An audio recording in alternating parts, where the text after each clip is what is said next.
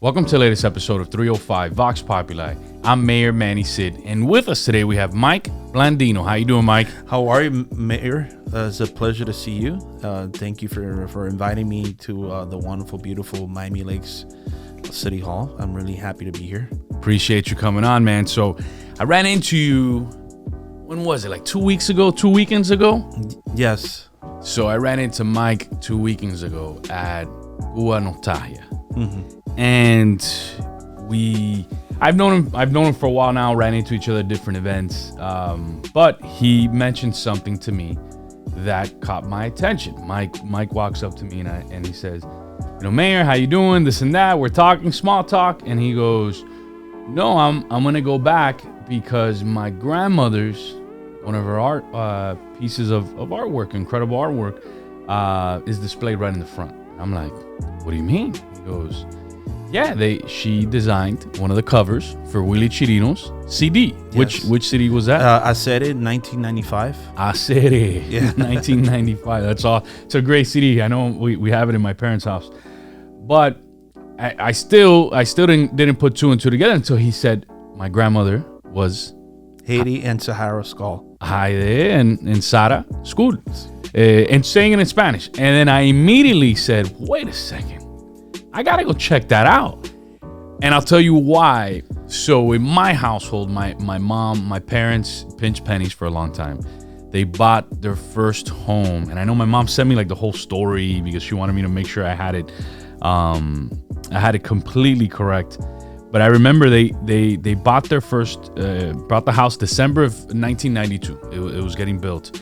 And my parents wanted to have a beautiful piece of art. And at that moment, my mom wanted something very unique. So my dad and my mom wanted something very unique. And at that time, in 2019, my mom learned of that La Hermanita School were not only painting for galleries, but that were receiving orders from people in the community.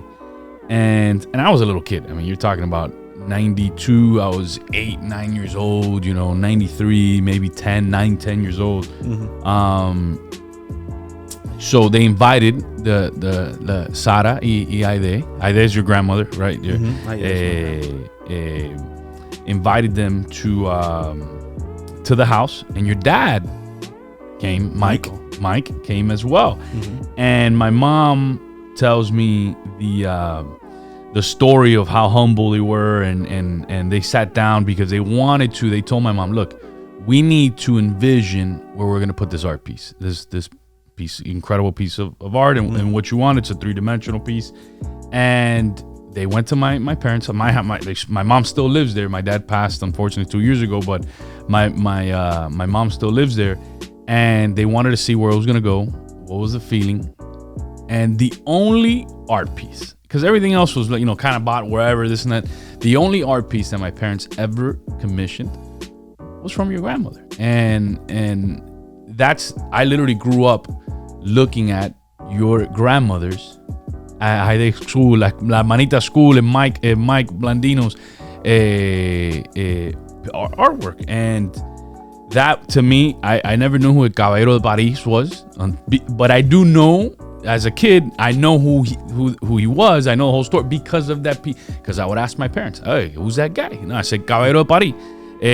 You had a typical the Cuban girl wearing the red pocket dress. You had the typical colonial Havana street. You had the old lady on the second floor getting la vianda, the fruit from the fruit vendor.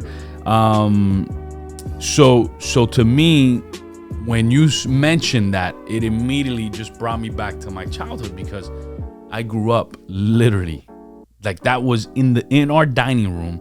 The main piece, my parents are so proud of that piece. When anybody goes to our house, they always say, La Hermanita Cool. The people are like, oh my God. So, Mike, we hit it off. And I remember talking that day. I was like, I have to bring you on the podcast because you got to share the story because your family's had an impact on my family, on me, in terms of art. Like, we had an art gallery night here in Miami Lakes years ago, and they brought a piece of your grandmother's and your dad's, and I was immediately like, hey, that's my favorite piece because it brought me back to my childhood. But to you, Mike, you have an opportunity and also a burden, right? In terms of preserving that memory forever, right? Preserving their art. So to you, Mike, what's the next step in the legacy of La Manita School, of your dad's? What do you foresee? What are you gonna do? How do you embrace it? How do you keep taking it to that next level? Well, I keep the legacy alive with our work, because their work is very popular in Miami, in Miami Beach, especially Miami Beach, because that's when they started doing the work in Miami Beach. And well, I want to give you a little backstory of my grandmother's childhood. She was born on December 9th, 1929 in Havana, Cuba. And her favorite movie star was Shirley Temple. She was very playful. She was very happy all the time. They were always together, her and her sister. And, they... when they were little girls, they would be in their balconies and they will watch everything was going on in Havana, and everything they will watch is the vendors, the fruit vendors, the lottery ticket guy, el billetero, el caballero de Paris. He will walk around on the neighborhood. La Marquesa, the black lady with the different colored socks. She was like a street girl, like a street old lady that she will just wanted attention from people.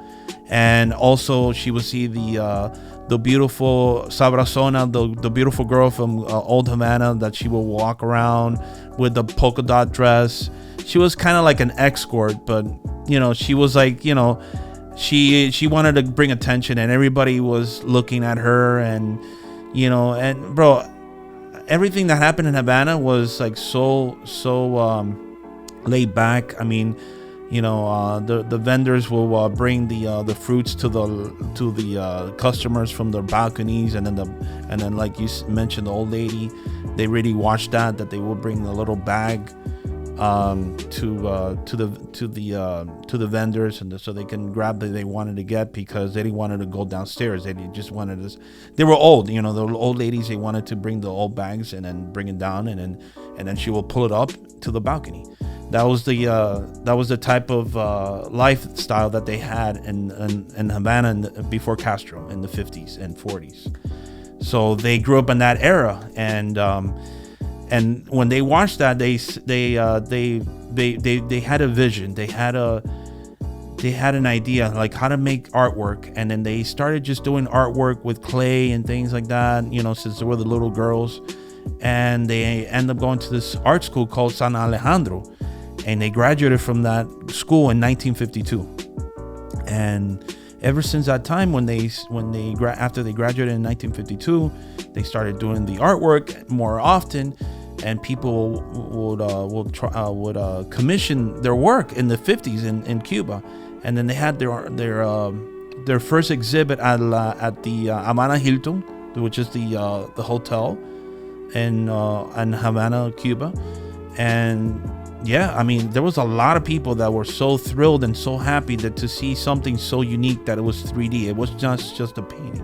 It was 3D.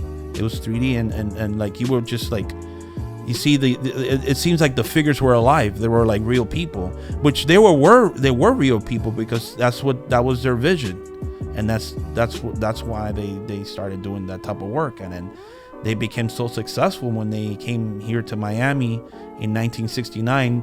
They both didn't come together because the exile, the communism, and things like that.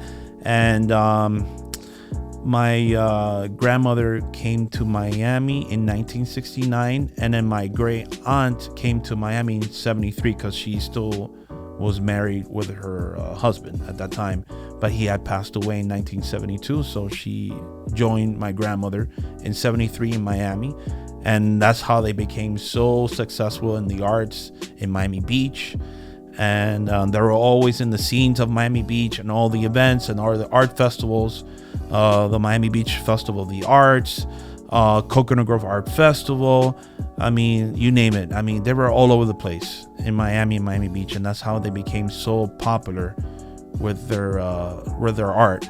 And by the 1980s or 90s, around there, they started sewing dresses. They started doing their own dresses and everything, their own hats. I mean, everything was just about art, everything. And along with them was my dad, that he started working with them in 1970.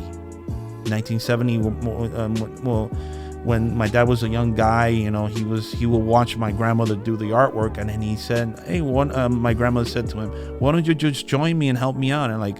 And my dad said, "Yeah, sure." And then my dad, by watching her doing the artwork, he learned from it just by watching her. And then my dad now is a professional sculptor and painter, and you know, he's an amazing artist. And you know, I'm just very proud of my family, how hard they've worked in the community.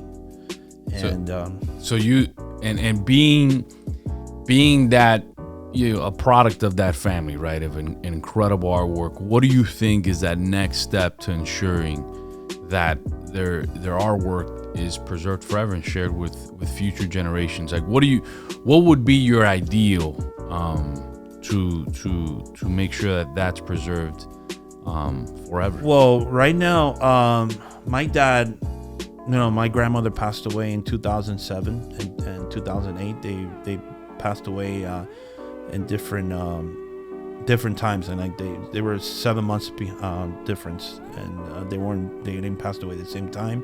So after they passed away, it's not the same now that my dad is the only one that does the artwork, but he can do it, but it's not the same. But he you know, he's been doing a few small sculptures, and you know, he kept the legacy alive, and he's sold some of the sculptures, like a Caballero de Paris, and you know, just a small miniature ones. And then whenever someone has a painting from like 30 plus years ago or 40 years ago, my dad will restore them and put them brand new, like it was made yesterday, because he worked in those artwork, and so he remembers every single one of them. You know, he has a great memory. He worked on the one that's in my parents' house. Exactly, so he worked on that one. And he was in their house. And my mom told me the story of when she went to go pick it up. When it was done, it was in South Beach, and that's where I grew up. In Miami Beach, South exactly. So that's my mom. Think about how how we're only separated, right, by inches in life, right? So my mom, not only did your dad come to my parents' house when I was a kid, we didn't even know that unless we started talking about it, right, at Cuba Nostalgia, because if not, we probably would have never known. And yeah, my mom went to your house when you were a kid, you know what I mean? And I was a kid. So think about how life, especially in Miami, how it's a small world. It's a small world, and how close we are. But sometimes if we don't talk to people, we don't realize, you know, the inches that bring us together, right? And I think that was interesting how God put us in that position in Cuba Nostalgia, where you mentioned it, and I was like, what? You know? Mm-hmm. And I grew up. So how many pieces? And my mom wanted to ask a lot of these questions, right? So she was like, no, you got to ask Mike. How many pieces are there in the United States, you think? You would estimate? Thousands. A lot of them. Many of them. Yeah. From all around the world. I mean, not just Miami. I mean, they've commissioned artwork from, like, you know, Germany, Australia, Egypt. I mean, I'm you name it. Colombia. I mean, it's all over the world. And their work was in one of the museums at the Wilsonian in Wilsonian is in New York, right? I don't know. I don't know if it's Wilsonian, Smithsonian. I don't know. Sorry, Smithsonian. I'm sorry. I'm just really bad at saying. No worries. But yeah, they have their one of their archives. Yeah, one of their work in the museum. Yeah, that's amazing. You know, I think and also in downtown as well, Miami-Dade History of Miami Museum as well. And I think what their artwork, La Manita School and your pops, their artwork did for our community was tell a story, right? And you hit it on the head. Their story, and was seeing through their eyes what they saw in Havana, how Havana was in the past before the communists took over. But yeah, I think it's so powerful. So what's that next step, Mike, for you? Like, what do you love art? I love art because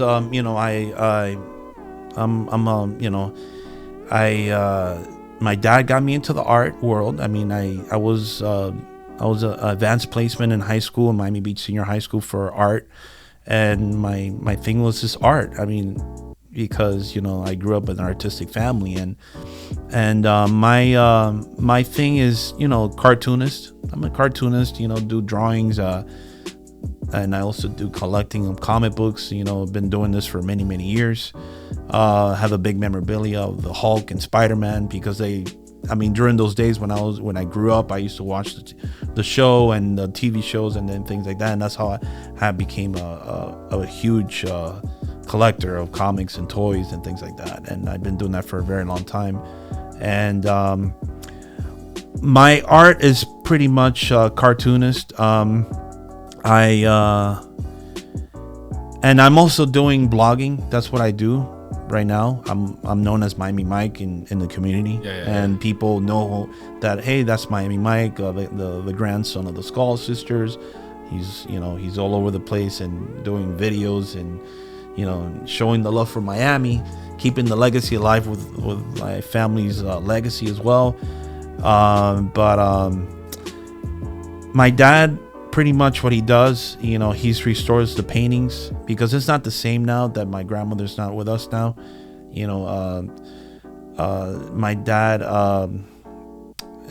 he's still kind of like hurt from my grandmother's passing, and then of course my mom passed away not too long ago. And he's hanging in there, and pretty much when someone asks him to restore a painting, he'll do it. That's what he does right now. That's awesome. And keeping like the legacy alive, and keeping the paintings like brand new, like nothing has happened to the paintings. He could just spank them new. That's what he does now. That's awesome, man. That's awesome. Hey, so I'm gonna hand it over to Brent. Any questions you got for Mike? So you did mention that you do illustrating comic books and stuff like that. So what has been what has been one of your proudest moments when illustrating for a comic book? What has been like your, I guess, biggest one, or what do you think was the best drawing you've done? The best drawing I've done was Spider-Man.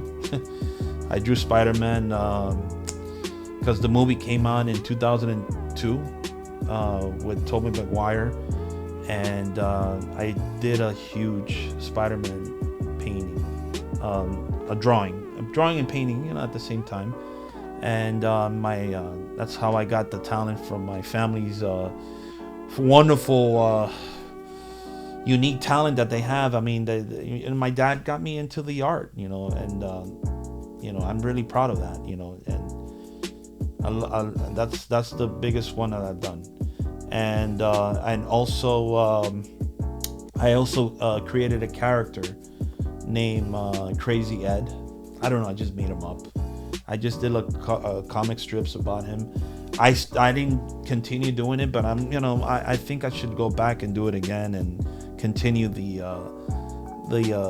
character, because nobody has ever done that character. I just made him up when I was like 15 years old in high school.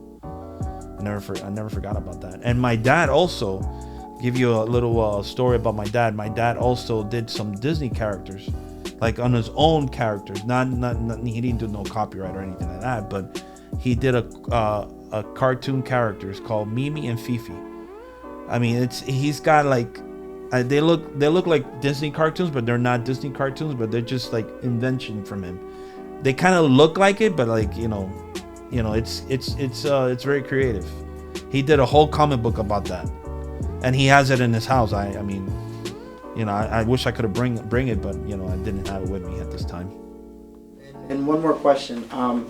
So what does it mean to you carrying on that legacy for your grandmothers? Well, my grandmothers did so much artwork for so many years since 1952. Even people from Italy in the 60s ordered some of their art pieces, like in the small frames, and with the characters of the vendors and things like that, because there was like a whole bunch of vendors in Old Havana in Cuba, and she did a whole bunch of them and sold them to a German, an Italian guy or something. I forgot, I can't remember his name, but those artwork that she's done throughout the years, has been phenomenal for me. And I looked at, when I saw them doing it as a little child, as I grew up, that's how I became a professional comic book cartoonist, and that's what I love to do. I want to keep that legacy alive with actually with my dad restoring the paintings. That's what he can do as of now, because it's not the same when my grandmother's not with us. It was their own thing. That I think that art is nobody is ever going to do it. It's very unique, and I'm very proud of that. Very proud of having a family of so much colorful art and beautiful happiness of art. It's just it's beautiful. I don't have no other words to say, but it's just beautiful and amazing. That's awesome, Mike, man, that you really embraced that legacy, and I can see that love, and I saw it that day, that love that you have for your family, right? And that legacy, which is unique, right? Now we live in an age where everything's go. Forget about this. I'm looking at that, and you taking the time to talk about your grandmothers, right? Because it's not only Aide, Sara. You all were a big family, right? One of the stories that my mom told me was that when she met Aide and she met Sara, it was Mike es el hijo mío. You know what I mean? It's like our kid, and it showed the love. My mom was like, man, that was so cool, that they showed the love, how much they loved and appreciated each other, because it's not easy working together with family, but they made it work, and that legacy is seen in you, Mike. So we turn it over to you for two questions. Now you're the host for two questions. What you get to ask me, Brent, anything you want to, or you can just ask me two questions, whatever you want. You get to ask two questions. Well, what do you see yourself in 5 to 10 years as working for the city? Well, I'm termed out in November, so my 12 years here are coming to an end in November. I'm running for obviously another position, right? Which is it's a big deal, especially Miami being such an international city. But 10 years from now, who knows? I have goals in life and I have aspirations, but I also understand that God is the one that opens the doors or closes them, right? So I think there's times that I've wanted to do something, and then I realize, hey, there's a reason why, it ain't happening, it ain't working, and I always feel like you pivot, and hindsight's 2020, right? There's times that we're like, why? I want this, and then 5 years later we look back and it all changes. So I don't know. 10 years from now, hopefully I'm done with 2 terms at Miami-Dade County, and we'll see where the future leads. But yeah, man, one day at a time. But definitely, I have dreams and aspirations, but I also don't fail to realize that God's the one that opens up those doors, the one that closes them, and He gives us certain skill sets that I think it's a moral obligation to share with other folks and use our platforms to help people. So whatever it may be, as long as it's in those lines and that's where God wants me, that's what we'll be. But yeah, hopefully by 10 years from now, we'll be done with 2 terms at Miami-Dade County, and then we'll see what the future holds. Yeah, I can see it that you're really going to be an amazing commissioner, right? No, mayor. Mayor. I'm sorry, mayor. That's gonna be for the county. Yep. Oh, okay. Yep. Awesome. I mean, I wish you all the best. I mean, you really will turn things around. Thank you, brother. And I can feel it in my heart that you will do great. Appreciate it. And you have my vote. No, I appreciate it. Mike. And my other friends, my family, and that lives in also Miami-Dade County. I mean, Miami's such a beautiful city. I have so much love for Miami and never complain about anybody because my family, my grandmothers, and my whole entire family, they taught me how to be kind to people, how to be gentle, how to be respectful with the people out there, because life is too short, and they knew that life was beautiful, and they want everyone to be happy, and that was their vision, because every painting that they did in their artwork was all positive, was all about happiness, it was funny at the same time, but it was all happiness and cheerful, and people will watch it, and then people will just like, oh my God, I feel like I'm in that painting. Yep. That's what it feels like when you look at it. So and a lot of times they were in the paintings. They were in the paintings, and then also they didn't only do Old Havana. They did scenes of Miami. They did scenes of other places in the world. They also done portraits of real people.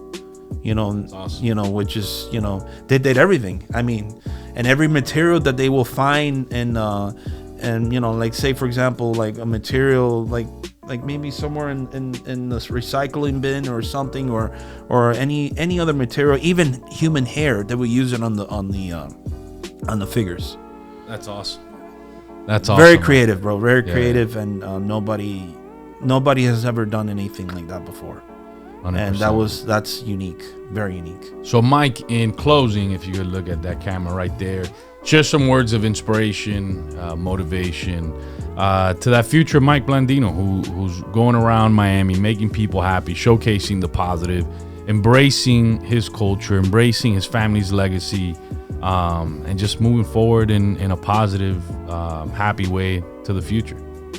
Yeah, I mean, that's what I'm looking for the future, and keeping that legacy alive, and keep smiling and enjoy life to the fullest, because life is beautiful, but it's also short. But you have to enjoy it to the fullest, and be happy.